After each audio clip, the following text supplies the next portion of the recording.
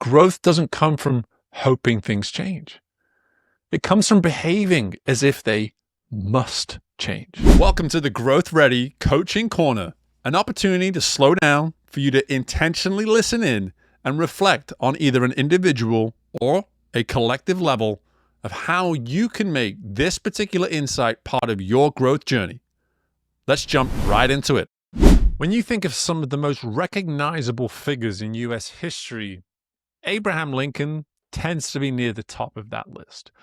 All these years later, it's easy to see why he is held in such high regard, but during the first half of his adult life, you wouldn't have necessarily anticipated a success story. Abraham Lincoln lost a lot. He was rejected often. He lost multiple elections, saw his businesses fail, and he navigated so many personal struggles and even dealt with being diagnosed with depression on more than one occasion. In those formative years, there often wasn't much evidence that things were working. You would have assumed that young Abraham Lincoln must have sometimes thought, gosh, this isn't for me. I'm not cut out for this. Maybe this just isn't going to work. And these are responses and these are moments where we tend to learn a heck of a lot about our own perspective when facing growth.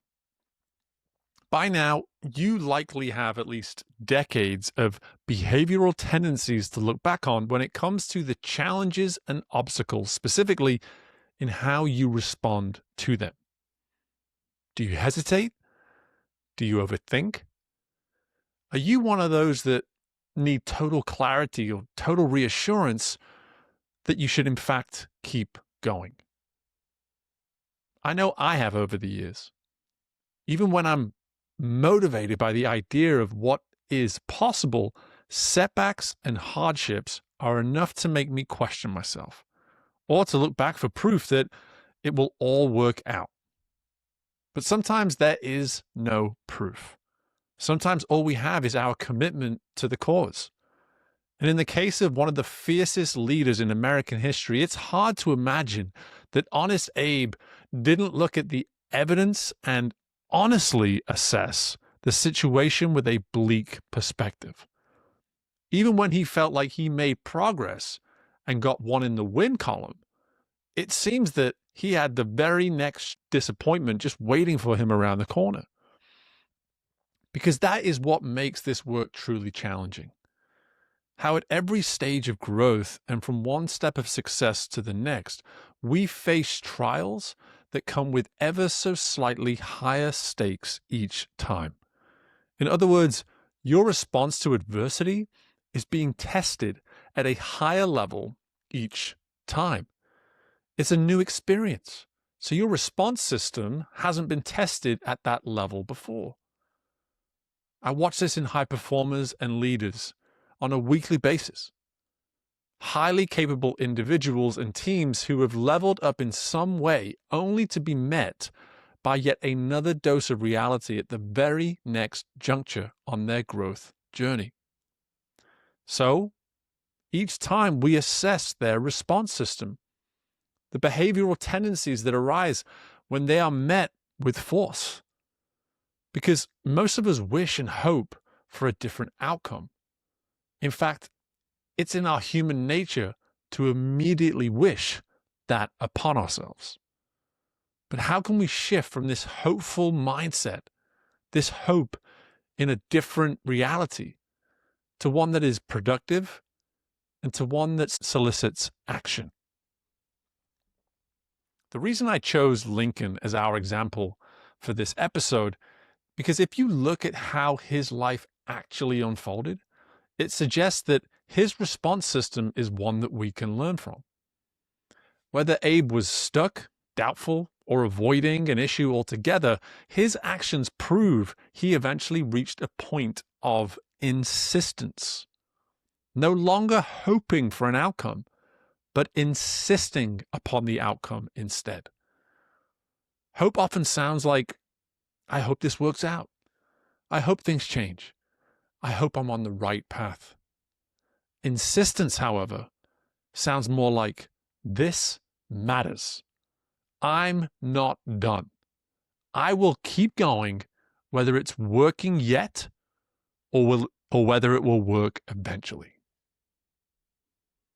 The difference between these perspectives might seem significant, but when it comes to our actions, there is more subtlety at play than we might recognize. Because hope can sometimes look and feel productive on the surface. But underneath it, there can be a subtle form of hesitation at play, simply because we have yet to get to the point of insisting upon the outcome. When I think back to my decision to become an executive coach and leave the sport of swimming, I told myself that this podcast could be my avenue to making a decision and shaping the direction of my future. Then I found myself 3 years later, after starting the podcast, looking in the mirror, realizing I was still a swim coach.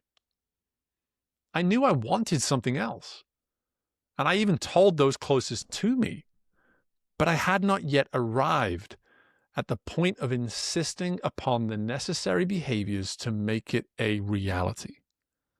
I wanted the reason to fully commit to present itself. But looking back, as I waited to feel ready, as I waited for clarity, and as I waited for some sort of a sign, my waiting was more of a place of comfort than I was ever willing to admit. And I want you to acknowledge that today too. If you are waiting for clarity or a sign, you are choosing convenience and comfort, because insistence is inconvenient and it is uncomfortable. And it likely doesn't make a whole lot of sense to others around you either. Which brings us back to Abraham Lincoln one last time. There's a moment in his life where that insistence became so familiar that there was never an inconvenient time to practice it. As the Civil War was ongoing and the country was divided, as pressure was coming from all sides, Lincoln signed the Emancipation Proclamation. He chose wartime to set the course of the eventual abolition of slavery. It wasn't a universally supported decision. It carried risk, political, social, personal backlash, with no guarantees that it would hold. But in his mind, it was aligned with what he believed mattered, aligned with the direction he insisted the country had to move toward. It was no decision built on hope. It was sets of established behaviors that produce consistent decisions over time. Behaviors summed up by an insistence to keep moving, without the need for the current step to be validated outside of those most familiar to him, or the next step, or the eventual outcome for that matter. To have arrived at such a historical act, it was not as simple as just talking it through. Such a decision at such a time could only be made thanks to an established pattern of behavior, an ability to pinpoint what matters and recognize the value that will come by acting on it now.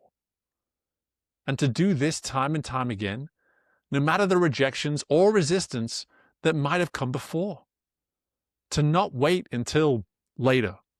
To not wait until it felt easier. To not wait until you have some sort of a guarantee. To simply act now. So if you bring this back to your own life, I want you to sit with some questions. Firstly, where are you currently operating from a place of hope instead of a place of insistence? Secondly, where are you waiting for something to feel more certain before you take a step? And finally, what do you already know matters to you that you have still yet to fully commit to? There will be evidence of an answer to all of these questions in your life because it's human nature. Because growth doesn't come from hoping things change. It comes from behaving as if they must change. And that doesn't mean you always get it right. It doesn't mean it always works. But it does mean you stop waiting for it to work. So, here's the challenge this week. Pick one area of your life where you've been hoping for something to improve and replace that hope with action. Not perfect action, not action all at once, but with enough insistence that your behavior finally reflects what you claim matters most. Because over time, that is what creates the outcome that matters most as well. Thank you so much for listening to my Coach's Corner. These are little passion projects every time I sit down and write them. Sometimes they come out really easily. Sometimes they can be tricky. And this one was a little more on the tricky side.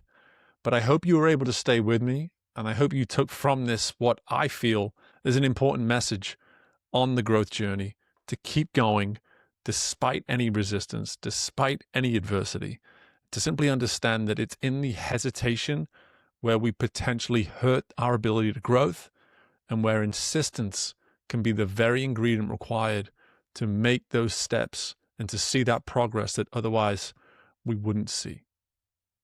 While you're here, take the time to subscribe to the show so that for any future Coach's Corners or our regular content of interviews that you don't miss out. And of course, take the time to always rate and review the show if you've yet to do that. For the meantime, best of luck with anything and everything you have going on in your world. And I look forward to doing this again with you very soon. Bye for now.